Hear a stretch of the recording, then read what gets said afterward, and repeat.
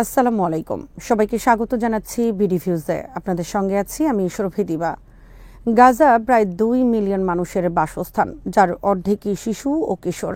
এই যুব সমৃদ্ধ সমাজ বারবার যুদ্ধ, ধ্বংসযজ্ঞ এবং রাজনৈতিক অস্থিরতার মধ্যে পড়ে তার স্বাভাবিক জীবন হারিয়েছে।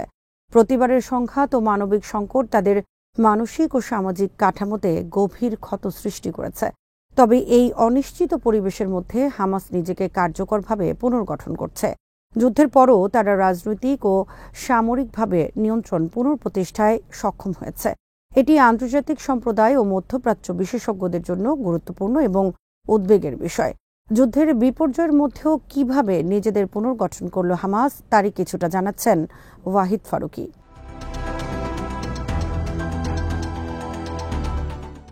প্রথম দিকে সন্দেহ ছিল যে হামাস যুদ্ধের পর দ্রুত গাজার নিয়ন্ত্রণ পুনরুদ্ধার করতে পারবে কিনা, নাকি গাজা বিশৃঙ্খলার দিকে চলে যাবে। কিন্তু চলমান ঘটনা প্রমাণ করছে যে হামাস এখনও সুসংগঠিত। প্রতিদিনের খবর, ভিডিও এবং স্থানীয় সূত্রে দেখা যাচ্ছে হামাস বিপজ্জনক বা অবাধ্য হিসেবে বিবেচিত ব্যক্তিদের হত্যার মাধ্যমে সামাজিক শৃঙ্খলা রক্ষা করছে।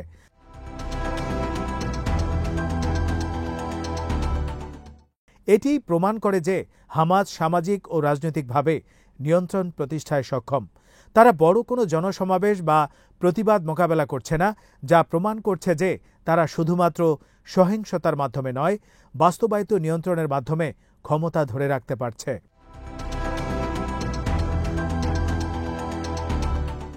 গাজার জনসংখ্যা প্রায় 2 মিলিয়ন, এর অর্ধেক শিশু ও কিশোর। এই সমাজ বারবার যুদ্ধ ও বাস্তুচ্যুতির শিকার। মানুষদের মধ্যে মানসিক চাপ, হতাশা এবং ভবিষ্যতের অনিশ্চয়তা দেখা দিচ্ছে। শান্তিপূর্ণ জীবন ফিরে আসবে কিনা তা নিয়ে সন্দেহ রয়ে গেছে। এই অনিশ্চয়তার মধ্যে আন্তর্জাতিক সম্প্রদায়, বিশেষ করে যুক্তরাষ্ট্র, মধ্যপ্রাচ্য শান্তি পরিকল্পনা বাস্তবায়নের চেষ্টা করছে। ট্রাম্পের প্রস্তাবিত পরিকল্পনা অনুযায়ী হামাসকে প্রথম পর্যায়ে সমস্ত বন্দী মুক্ত করতে হবে এবং পরবর্তী পর্যায়ে অস্ত্রত্যাগ ও প্রশাসনিক নিয়ন্ত্রণ হস্তান্তর করতে হবে। তবে বাস্তবে এটি সহজ নয়।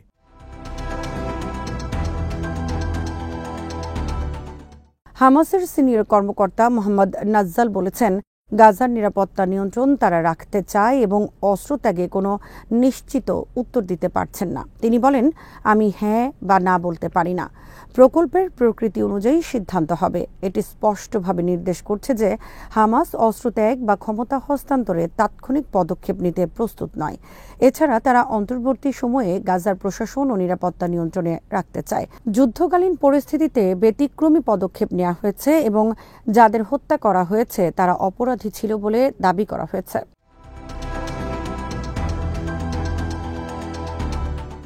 মার্কিন প্রেসিডেন্ট ডোনাল্ড ট্রাম্পের শান্তি পরিকল্পনা অনুযায়ী হামাসকে প্রথমে সব বন্দী মুক্ত করতে হবে, তারপর অস্ত্রত্যাগ ও প্রশাসনিক নিয়ন্ত্রণ হস্তান্তর করতে হবে।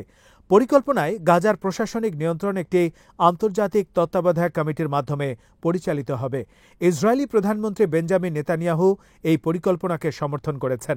তার বক্তব্য অনুযায়ী পরিকল্পনা কার্যকর হলে হামাসের সামরিক ক্ষমতা ভেঙে যাবে, রাজনৈতিক নিয়ন্ত্রণ শেষ হবে এবং গাজা পুনরায় ইসরায়েলের জন্য হুমকি হবে না।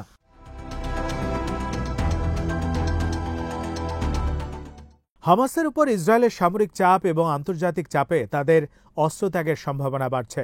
তবে নাজ্জাল স্পষ্ট করেছেন, অস্ত্রত্যাগের বিষয় শুধু হামাসের নয়, অন্যান্য সশস্ত্র ফিলিস্তিনি গোষ্ঠীরও অবদান থাকতে হবে। গাজার পুনর্গঠন একটি জটিল প্রক্রিয়া। হামাসকে সরাসরি ক্ষমতা হস্তান্তর করতে হলে তাদের অস্ত্র, প্রশাসনিক ক্ষমতা এবং সামাজিক নিয়ন্ত্রণ কমাতে হবে। তবে বাস্তবে এটি সহজ নয়। গাজার মানুষরা যুদ্ধের ভয়াবহতা এবং আর্থসামাজিক সংকটের মুখোমুখি। পুনর্গঠনের ক্ষেত্রে মানবিক সহায়তা, আন্তর্জাতিক তত্ত্বাবধান এবং রাজনৈতিক সমাধান অপরিহার্য।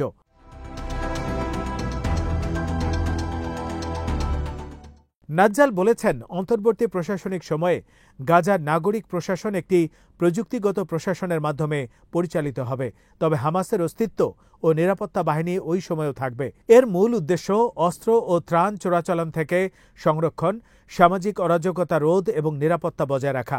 হামাসের দীর্ঘমেয়াদী লক্ষ্য হল রাজনৈতিক স্থিতিশীলতা এবং ফিলিস্তিনি জনগণের জন্য রাষ্ট্রীয় সম্ভাবনা। নাজ্জালের মতে অন্তর্বর্তী প্রশাসনিক সময়ের পর নির্বাচন হবে, যা ফিলিস্তিনি জনগণের রাজনৈতিক অধিকার প্রতিষ্ঠার জন্য গুরুত্বপূর্ণ।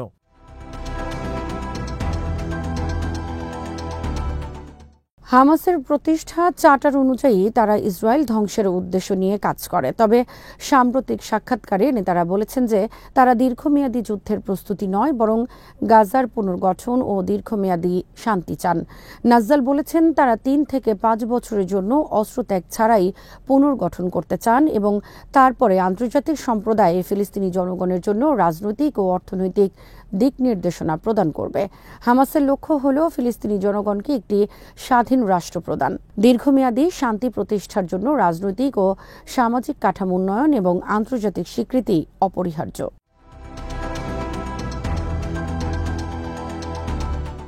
গাজার মানুষরা এখন মানসিক ও সামাজিকভাবে সংহত নয়।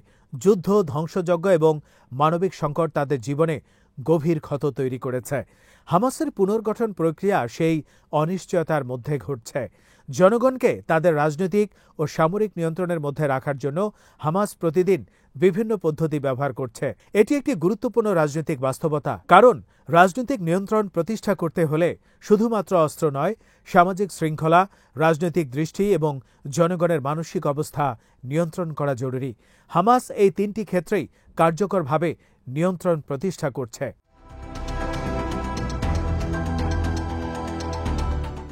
গাজার স্থিতিশীলতা এবং পুনর্গঠন আন্তর্জাতিক সম্প্রদায়ের জন্য বড় চ্যালেঞ্জ। ট্রাম্পের শান্তি পরিকল্পনা, তুরস্ক ও যুক্তরাষ্ট্রের মধ্যস্থতা এবং বিভিন্ন আন্তর্জাতিক সংস্থার তত্ত্বাবধায়কতা সত্ত্বেও হামাসের অস্তিত্ব এবং রাজনৈতিক প্রভাব একটি বড় বাধা। অস্ত্রত্যাগ, বন্দিমুক্তি, প্রশাসনিক নিয়ন্ত্রণ হস্তান্তর এসব বিষয় ক্রমশ জটিল হয়ে উঠছে। গাজার স্থায়ী শান্তি প্রতিষ্ঠার জন্য আন্তর্জাতিক সম্প্রদায়কে কৌশলগতভাবে চাপ প্রয়োগ, রাজনৈতিক সমঝোতা এবং মানবিক সহায়তা একসাথে করতে হবে। স্থানীয় জনগণকে সুরক্ষা ও সামাজিক নিরাপত্তা প্রদানের ব্যবস্থা করাও অপরিহার্য।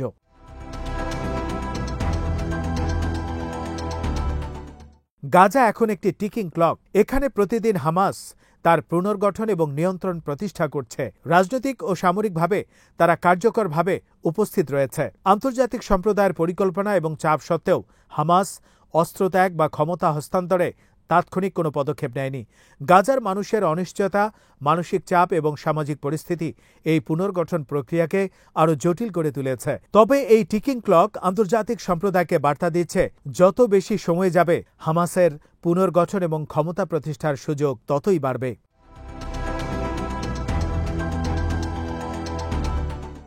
এই প্রক্রিয়ায় আন্তর্জাতিক সম্প্রদায়কে কৌশলগত হস্তক্ষেপ করতে হবে। মানবিক সহায়তা, রাজনৈতিক সমঝোতা, অস্ত্র নিয়ন্ত্রণ এবং স্থানীয় প্রশাসনিক কাঠামো পুনর্গঠন একত্রিত না হলে গাজার স্থায়ী শান্তি ও পুনর্গঠন কঠিন হয়ে যাবে।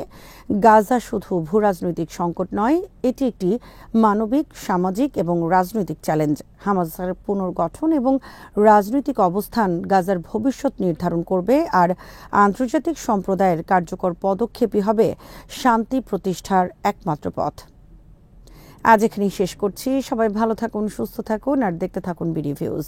চ্যানেলটি ভালো লাগলে সাবস্ক্রাইব করুন। সংযুক্ত থাকুন আমাদের ফেসবুক পেজে। আল্লাহ হাফেজ।